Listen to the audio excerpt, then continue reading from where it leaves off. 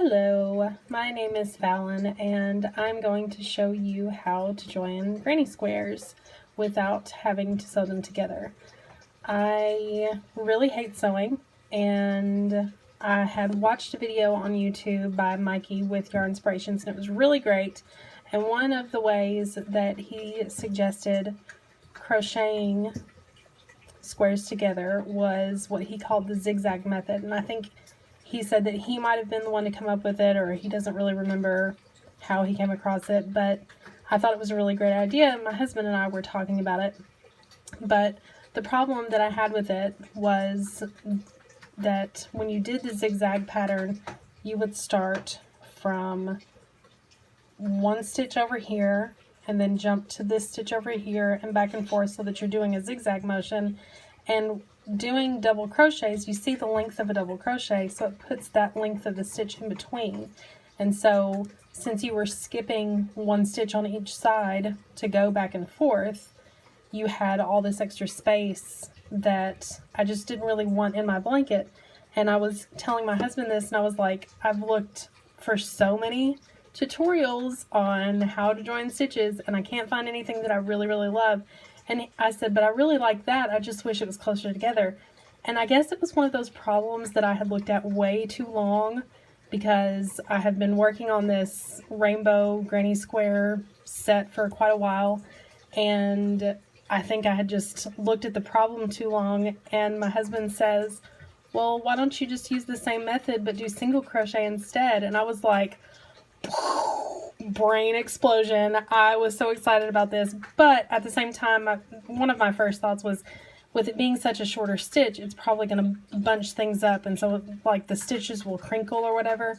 But I thought, I'm going to give it a try anyway, and it has probably got to be my new favorite way to join squares, and I'm going to show you how to do it now.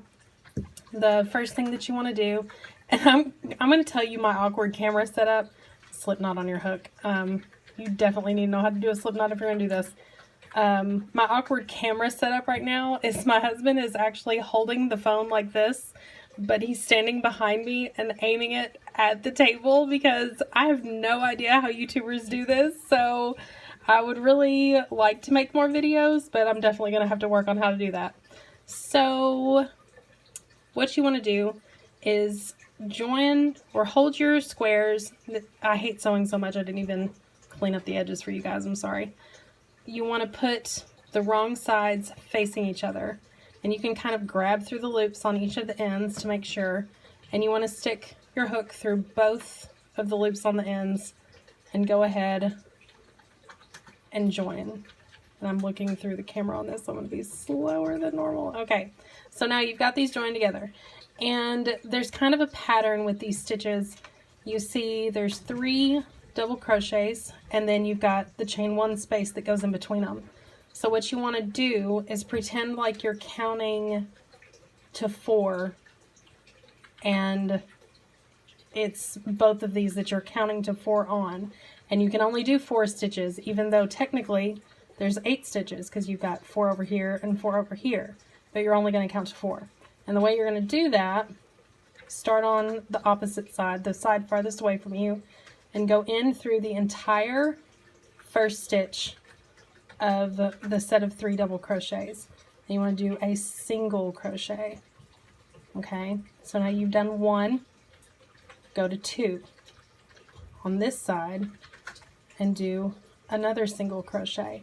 Now you've done 2, go to this side and go to 3 and do a single crochet. And this is like example yarn. I'm probably going to tear all this out and do it later, do something else with it later. Then you go to this side and do 4, can't see what I'm doing because I'm looking through the camera, single crochet. Now I'm going to repeat that to the end. So you go through 1, 2,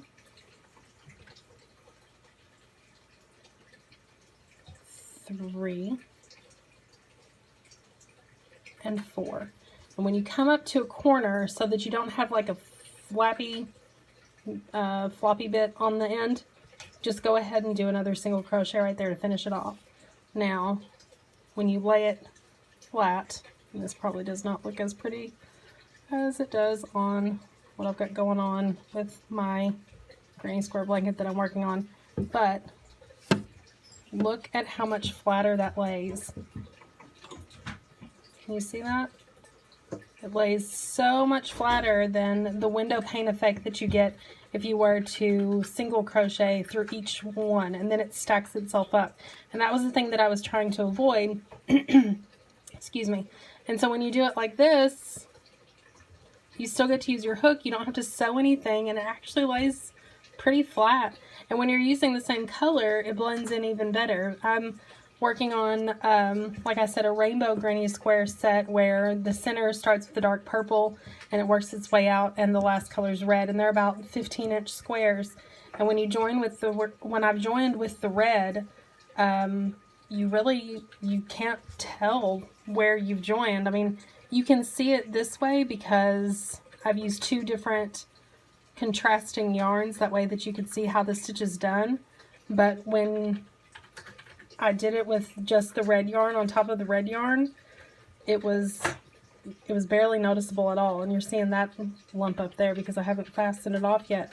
But look at how flat that lays. Isn't that fantastic? Anyway, I just wanted to share this with you all, whoever you are. If you're new to crochet or if you've been crocheting for a long time, I don't know if this is a new thing. If I've stolen someone's idea, I'm sorry. I've never seen anything like this, and it was just like I said, my head exploded when my husband came up with this idea, and so I wanted to show everybody this because this has changed my world. I mean, I know that everybody talks about the join as you go granny square joining method, and it's a really great method. I've never been all that great at it because I know you kind of have to plan out how you go around each of the squares and make sure that you're joining them all together in the right order. And with the red yarn being my final yarn on the rainbow granny squares that I was making, I really didn't want to add an extra row. So this is definitely a really good alternative, and I hope you liked it, and maybe there will be some more videos in the future, but I'm definitely going to have to find another way to hold the camera because my husband's arms are killing my shoulders. So, thanks. Bye!